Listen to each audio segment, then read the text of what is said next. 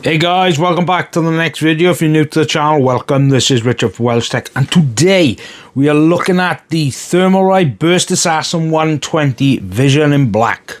Should you buy it? Let's find out, shall we? Okay then, so this is the Burst Assassin 120 Vision in Black from Thermalright. So let's get this open and have a look at it, shall we? Okay, so you guys have requested me to do a review on this one. You've actually requested me to do a lot of reviews on a lot of Thermalright products lately. As you can see by here, this is all the standard stuff from Thermalright. They have standard brackets. They use pretty much the same brackets for certain air coolers, but very simple. It does come with thermal paste. So then you do get the user manual, and you do get this, which is a, I don't know, I can't read Chinese, but here comes the screen, which is actually separate. Ooh, now that looks, I like that, that looks cool. Let's get the actual cooler out now. Yeah, this is the dual fan one. The original Burst Assassin didn't come with two fans, but that's fine. Okay, so this is the Burst Assassin Vision. I like it, it looks cool.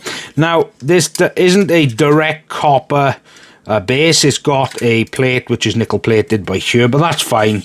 I mean, so is the original Burst Assassin, so I mean, I like the look of it. It looks really nice, especially the black. It looks really, really nice. Right, let's get into some of the specs now. Let's go get on to the screen. Okay, so it doesn't actually have a lot of information when it comes to the screen. All it says on the box, really, it says full customizable 2.4 inch LCD display. Yeah, so I like the look of it. Mind, it does look, oh, it does look nice. Right, let's get on to the cooler then. Okay, so this by here is 120.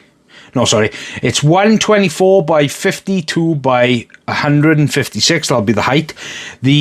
When it comes to the fans, now there's actually two different versions. Because one is actually a reverse fan and the other isn't. So the other one, so one of them, I believe it's this one, the V2 one. Yeah. This one by here is 120 by 120 by 25. It's 1500 RPM max. It's got 25.6 decibel rating. That's what they say for the noise.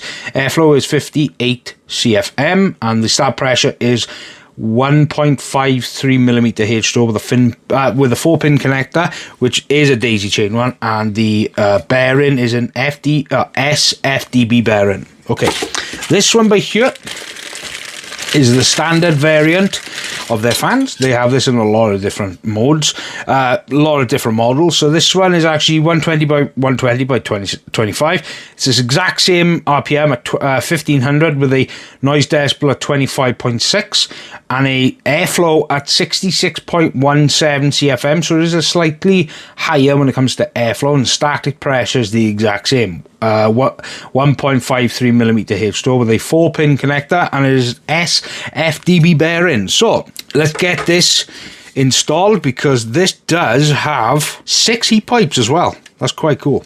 6 heat pipes. I'm assuming these are going to be 6 millimeters. I'm not sure. It doesn't actually state on the box or anywhere. Oh, and as for the socket to support, it does support LGA 1851, 1700, 11, 5X, 1200, AM5 and AM4. So let's get this installed and see how good this is, shall we? Okay, so when it comes to the actual installation, now this is going to be specifically for AM5. You do get these little mounters. Now these are standoffs, and you will see the silk screened AM4 on the side. Now obviously AM5 and AM4 are backwards compatible, so you haven't got to worry there. So all you need to do is place them like that, and then like that, and that's done. Then you get the brackets as well as the screws. Now the brackets, as you can see, there's a number of holes here, but the one for specifically for AM4, AM5 is these ones on the edges. So a little bit of a suggestion for you. I suggest putting them in first, because they do catch, and as you can see, look, they won't pop off. So I suggest doing that first, right, like that. Okay, put it down,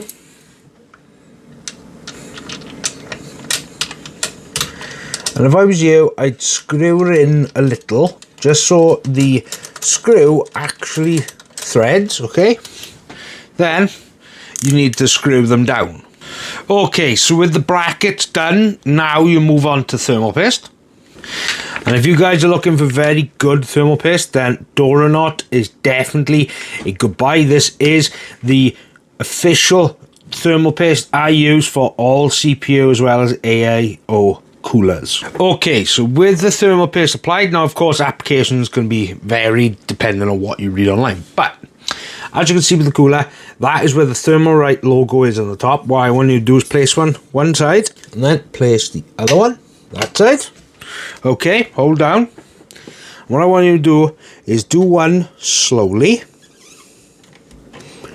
Okay. Then do the other one.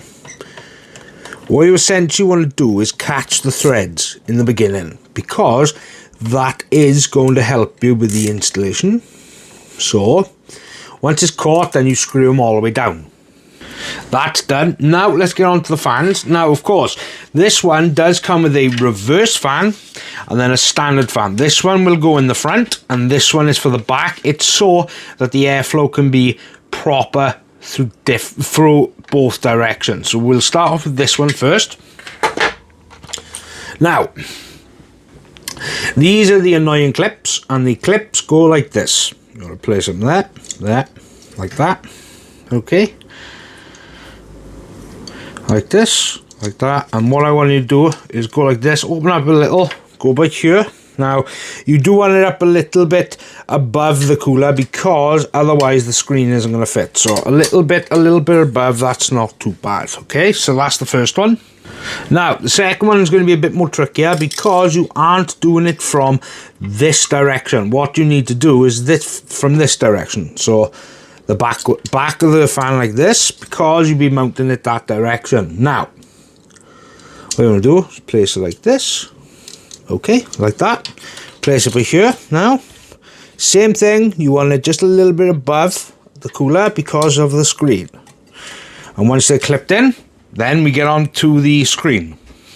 Okay, so when it actually comes connecting the fans, and of course my CPU header is by there, so it's a little bit hard to see, but what essentially a PWM header is this. This is a 4-pin PWM header, and these fans are actually able to be daisy chained. As you can see, one has got a pigtail. So what I want you to do is pigtail it like this.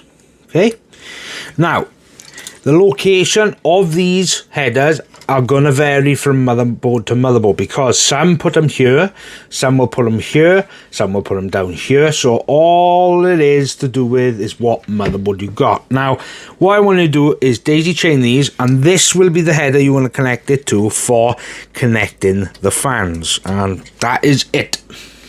Okay, so connecting up the screen. Now the screen is like this. So what you want to do is it's got little holes here with magnets on each side,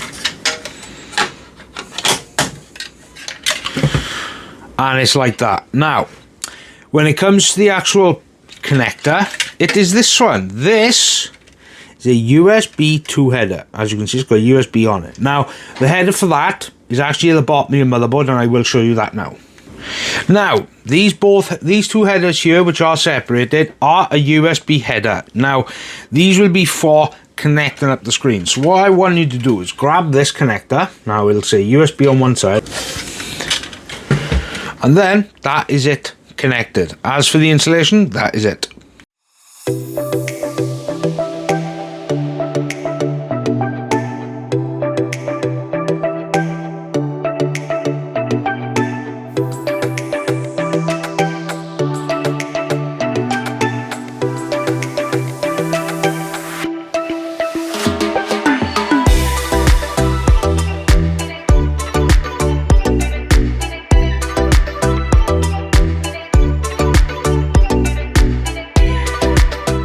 This is the Burst Assassin 120 Vision. This is the fans at 50%.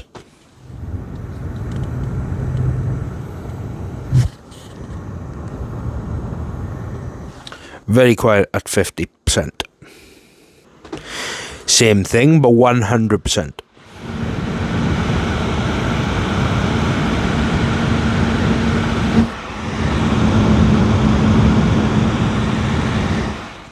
definitely louder, but not the loudest I've ever heard. Okay then, so in terms of the software, now this does come with a lot of different presets. Comes with theme 1, 2, all the way up to 5.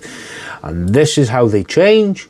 Now, what I will say for this little screen, the pixels and the overall resolution, it's actually not bad.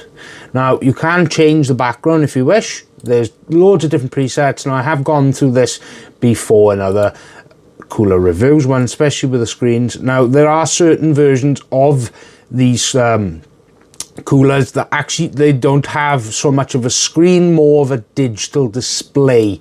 So basically, you can't change the background. Now, this one has a number of different background options with different variations of what you're actually displaying. You can adjust that in the software as well.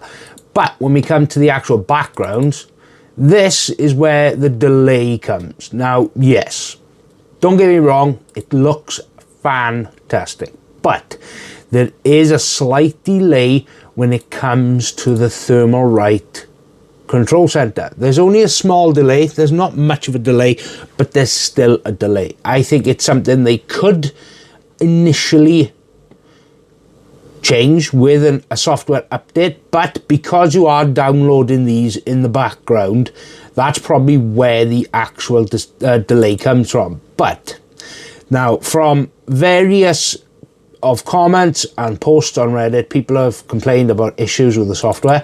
Yes, I have had issues with the software myself, but not all the time. Yes, it's buggy sometimes, but then sometimes it isn't. So, all I'm going to say is that even though for a small little screen, you can put a lot of different animations in the background. Now, you can adjust this yourself. You can upload your own GIFs, your own GIFs, your own videos. You can even have this as a media player. Now, you can adjust the textures, the overall color, the fonts, the usage, what you want to do. You can actually change the overall display angle from 0 to 270 degrees, which if I go 270, it's a little delay, but then it will do it, see? But then you go back to 0, and then it goes back to that, because there's different presets on here for it to be angled in a different direction. That is primarily if you're using a case that is perhaps standing instead of like a traditional case, like the one I've got here, where it's in a traditional position. But obviously, when it comes to the actual software, it's probably one of the easiest ones you can use, but of course it does have its own faults. Okay, so when it comes to the actual test system, it's my Ryzen 9 7900. It's a B850 Sapphire Wi-Fi motherboard. It has 32 gigs of DDR5. It has a Gen 5 drive for the Windows, and it's got a 2TB Gen 4 for backup. It's got an RX 7800 XT, 1000 watt cooling power supply, and it's housed in the B-Quad Challerbase 800FX. Now, for the testing, we've done two different types of tests, 50 and 100%. And when it comes to the CPU power draw high, when it comes to 50, it was a high 171 watts. With a low at 163, CPU clocks are high at 5.4 and low at 5 gigahertz. Now, for the Cinebench R23, the idles are 26 with a max of 90. Blender Pavilion, idles 26 with a max of 88. Blender Classroom, idles 26 with a max of 88, and 3D Mark CPU Test, the idles are 26 with a max of 79 Celsius. So, for the 100%, the power draw at high was actually slightly higher. It was 174 watts, and the lows are actually slightly higher as well by 166 watts. CPU clocks are exactly the same, high at 5.4, low at 5. Now, for Cinebench R23, the idles were a little bit higher. They were idle at 31 with a max of 87. Blender Pavilion, the idles are 31 with a max of 86. Blender Classroom, idles 31 with a max of 86. And 3D Mark CPU Test, the idles were 31 with a max of 71 Celsius.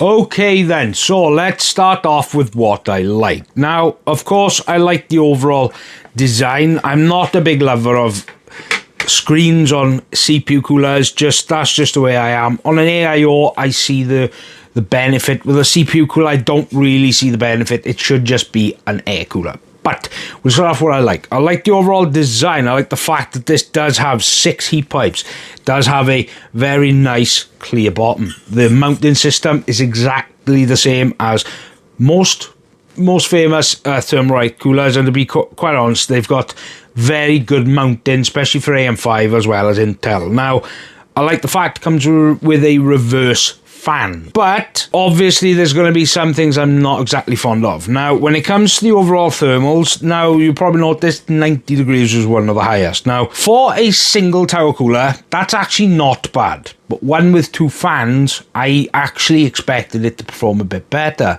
Now, Cinebench is very hard on any CPU. It's a very hard instruction set, and it isn't representative of real-life gaming or real-life performance, because Cinebench is an instruction set. It will literally, it will just peg the CPU to 100% during the run, and that's the whole point. It's meant to stress it. That is why I use Cinebench. I am not a big lover of screens. I have said that before on CPU coolers. I just don't get the screens, but obviously people like them. I'm not a big lover of them on CPU coolers, quite honestly. These particular ones, air coolers. On an AIO, yes, I see the benefit, but with a CPU cooler, I don't really see the point. I mean, it does put the price up as well. That's one of the negatives for me. It does jump up the price compared to the original ones there. Now, the price. The price right now on Amazon is £46. I personally think you should be buying a Peerless Assassin for this. Of course, the Peerless Assassin, the original one, not the digital version, the original, that one is only like 32 quid. That is probably one of the best dual towers you can buy for the money. Now, if you are looking for this particular one, then of course I will leave a link down below. Whether I would recommend it or not, that is going to be really up to debate. My points are, I'm not a big lover of the screens, and quite honestly, I think the thermals are a tad high for a single tower with 2 fans, and I did expect a little bit better, but that is one of those things. But if you do want to buy one, I will leave a link down below. And as always, big thank you to Thermalright for the continuous support to the channel, because they do continue the support with me. I have got another cooler and I've got one of their cases here, so make sure you subscribe to the channel. And as always, I hope you guys have a fantastic weekend or week ahead of you. This is Richard for WELSHYTECH. Goodbye.